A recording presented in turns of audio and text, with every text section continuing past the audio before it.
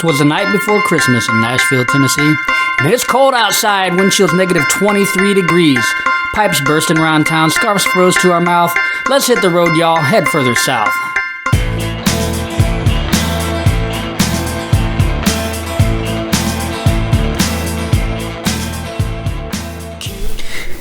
Hey folks, welcome to Down the Road. My name is Will Van Winkle. At Christmas time, it was cold here in Nashville. We had negative 5 degrees, negative 23 with wind chilled. It was brutal. Now, that's not the worst I've ever experienced. I've lived in the former Soviet Union. I got down to negative 35 regular temperature. I have no idea what it was with the wind chill, but this was still bad. Luckily, we had already planned a trip further south, not necessarily to escape the cold, but I am not complaining that that's what happened. Originally, we were going to go to Houston, Texas. Both my fiance and I are from there. We grew up there. We're going to go visit some friends, visit some old areas that we've been to. But about 3 weeks prior to our trip, Dana found $600 in unused Disney gift cards from a trip that was canceled due to the historic park closures in 2020. With all the confusion, we just forgot about those gift cards. So when we found them, we began weighing our options and just trying to figure out what was going to be the best way to go. We realized it would take longer to get to Houston than Orlando in the RV. And we'd have more time to enjoy our trip if we went to Disney rather than just drive down there, spend a couple of days, and come back. Most of the time would have been on the road if we went to Texas. It only takes about a day and a half in the RV. I could have gone straight through, but we would have gotten there about midnight, and that's not fun. So we stopped somewhere on the way, got a little bit of rest, and we ended up getting there about 2 p.m. Now, if you ever planned a trip to Disney, you realize that 3 weeks is very last minute. I was able to find a nearby campground with availability, and Dana was able to make some park reservations. Then we began surfing the My Disney Experience app to try to optimize our trip and get everything the way we wanted it. We've stayed at Fort Wilderness a couple of times already, and we really wanted to stay there again because with the boats, the buses, early park entry is just very convenient. And the other place I had originally found was basically a glorified parking lot with full hookups. Granted, the campground is not our destination, and Fort Wilderness is much more expensive, but we felt at the end it would be worth at least trying to find something. So we played with the app every day, multiple times a day, and found 2 days at Premium Meadow sites. Never stayed at that. That's the largest site, so if you have a large rig, that's what you're going to want. I found another day at a preferred site. Then finally found 2 more days at a preferred site. So we ended up with 3 reservations. And I was a little worried about the need to tear down and set up every couple of days, but kept searching. Then at about 10:45 p.m., the day before the deadline to cancel our original reservations, I found one site, all premium for the entire time we were there. Now this was Central Time. So by the time I did everything, got the site booked, and then started canceling the other reservations, I got a notice saying that I would lose my deposit if I canceled this. Disney's really good about these things, and I've heard sometimes cast members can assist.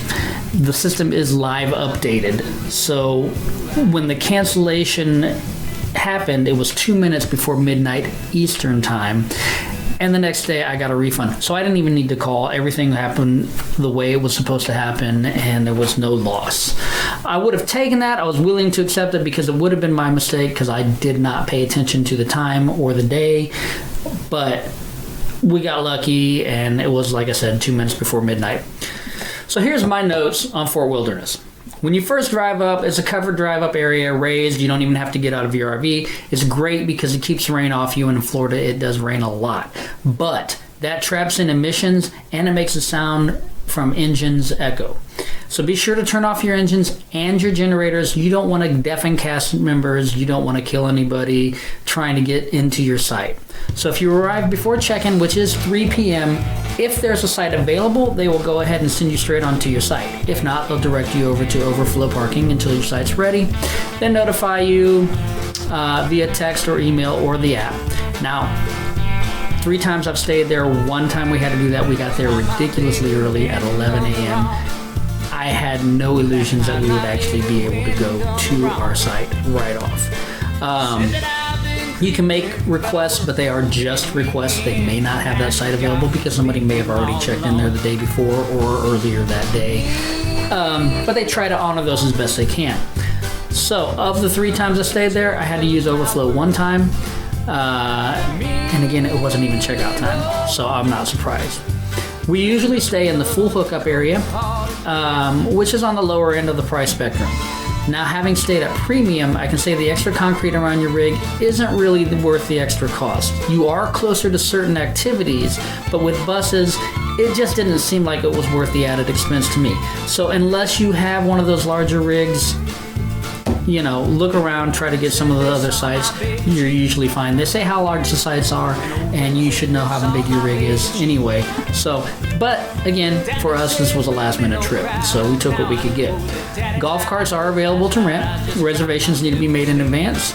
They're fun. They're convenient, but it costs almost the same price as a rental car would.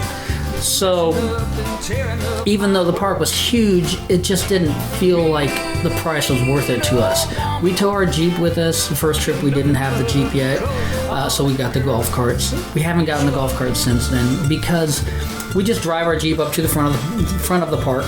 We'll take a bus to the back to catch the boat, or we'll catch the other buses to other parks from there. Never really had much problems. Never had to wait more than 20 minutes for a bus. One time we had to wait longer for a boat, and I overheard the captain saying, or the skipper, that they had blown an engine. So they took care of it as quick as they could and got us to our destination. So as I said, Fort Wilderness is huge. It has a ton of options if you're taking a day off from the park, but you still have people that want to do something, not just kind of hang around and lounge and have a relaxing day. They have 2 pools, both heated to 82 degrees. One is labeled as a quiet pool. The other one, being the one near the meadows, has a slide outside the pool area. There are ping pong tables, billiards right down from there. Chippendales campfire sing-alongs.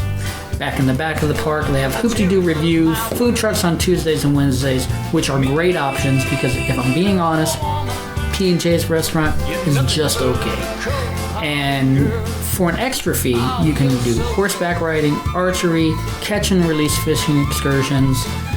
You can also catch transportation to parks and resort hop for different restaurants, shopping experience, which of course we did. We had dinner at the Grand Floridian Cafe, which was amazing. We were also able to check out the gingerbread houses at the Grand Floridian, Contemporary, and by taking the boat to Magic Kingdom, then riding the monorail to the various hotels, it was very easy to get there.